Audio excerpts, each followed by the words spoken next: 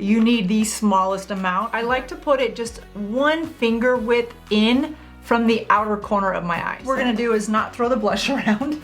All right, my ladies over 50, do you suffer from the disappearing blush problem that happens right around, noon if you're lucky, sometimes closer to 10:30, 11? Today, I'm going to help you solve the problem of blush disappearing because it shouldn't. If you use the right techniques, with the right product combination, your blush should last all day. And it doesn't matter what price point the blush either, because today we're gonna do drugstore and I'm gonna do an 8-hour check-in so you can see just how well this technique works. And let's get started. If we haven't met before, hi, I'm Jodi, I'm 55. Think of me as your midlife beauty bestie. I have combination skin, I am still oily in the T-zone and dry in the cheeks.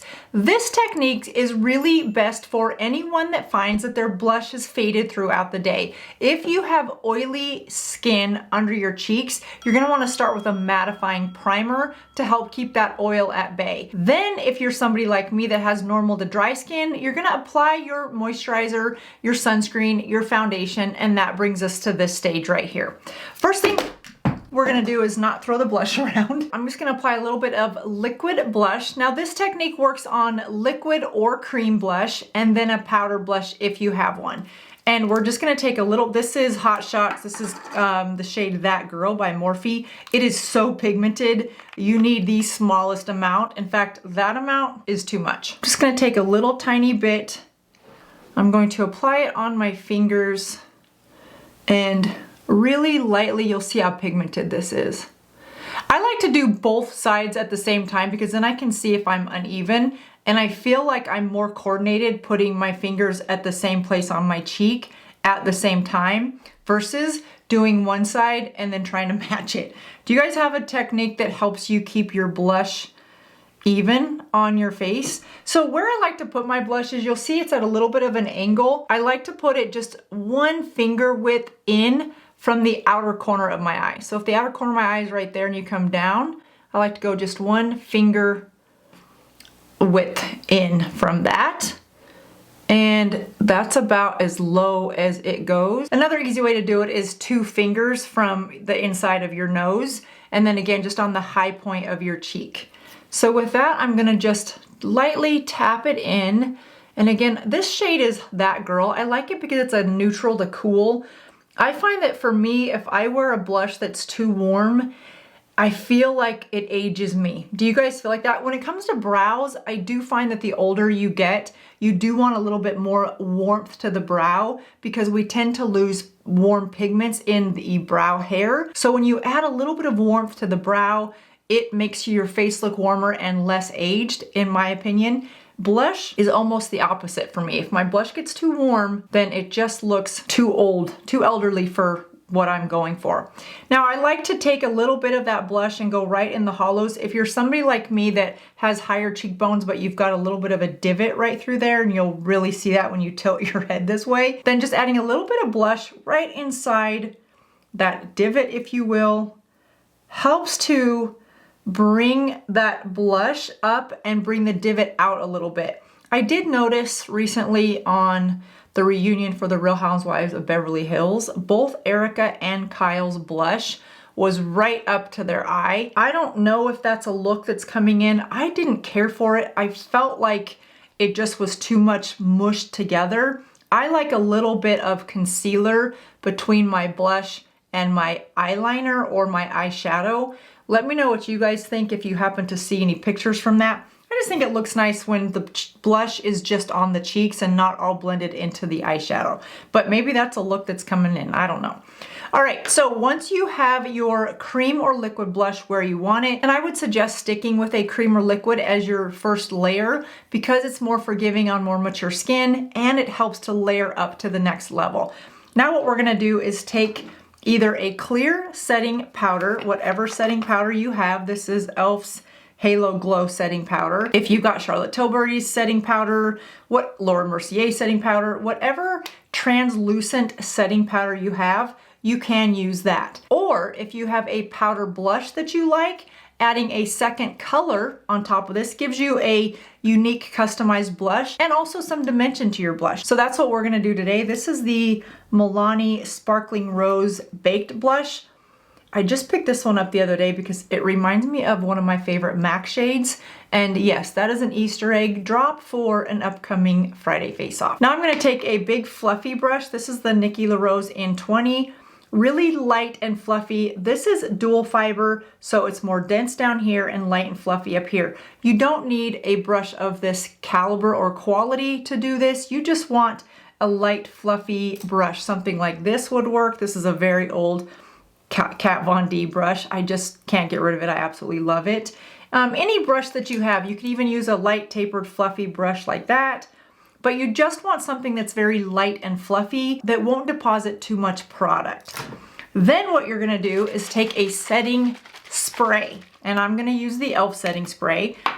Spray your brush with the setting spray, then go into your powder and very lightly, I like to hold my brush back here because that gives me a lighter hand and go into my blush straight on versus on the sides because I don't want too much blush and I want the blush right where I put it by placing the tip of my brush.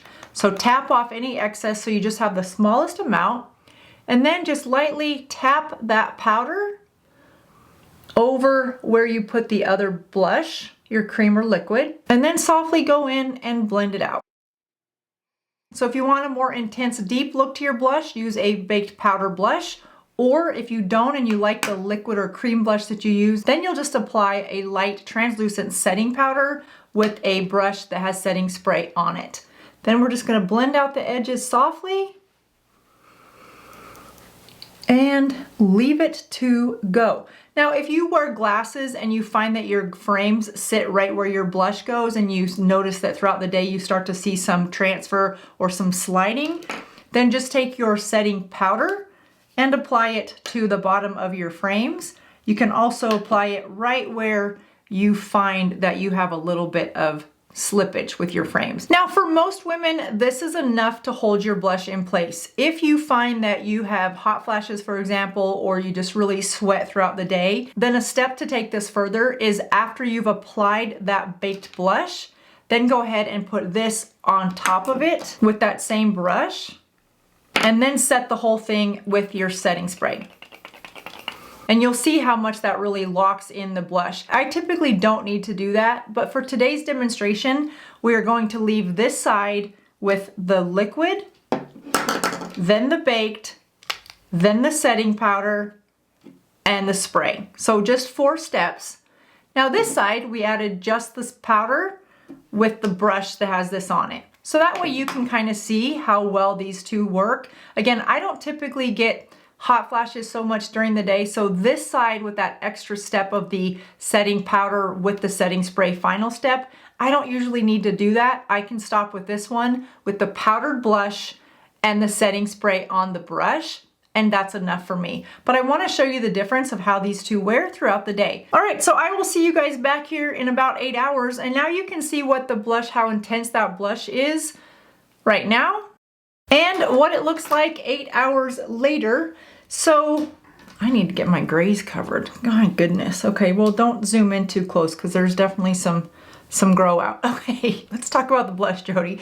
All right, so here is, you can see how intense that blush is still 8 hours later. It wears beautifully. And again, those are drugstore blushes. So it's less about the expensive product and more about the layering, setting any cream or liquid with a powder on top, and then an extra layer of powder that doesn't have any color to it if you need to really lock it in.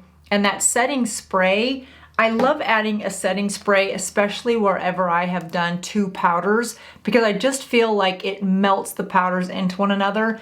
I don't know if you guys remember, but YouTube videos, makeup videos back in 2016, 17, 18, didn't we learn that you need to melt your powders with a setting spray? I don't know if it actually does that, but I learned that and now I'm locked in. And by golly, if I have 2 powders, I lock it in with a setting spray because it melts. I should chat GPT that and see if that's even a thing anymore. But I believe it does look better. So and it locks in the look, right? Because that is blush 8 hours later. Here's how I normally wear my blush. It's a liquid or a cream with then a powder blush lightly coated on top, and I have that setting spray in the brush. And that does it. So either application works. I wouldn't do these extra steps unless you find that you really need it, but it doesn't emphasize texture when you lock it in with that setting spray. That liquid as the last step, again, melds those powders together and gives you a really beautiful, flawless look. But the less product layers is always better. So if you can get away with this one, just by adding that setting spray to your brush, on top of that powder and layer them, I think you are in great shape.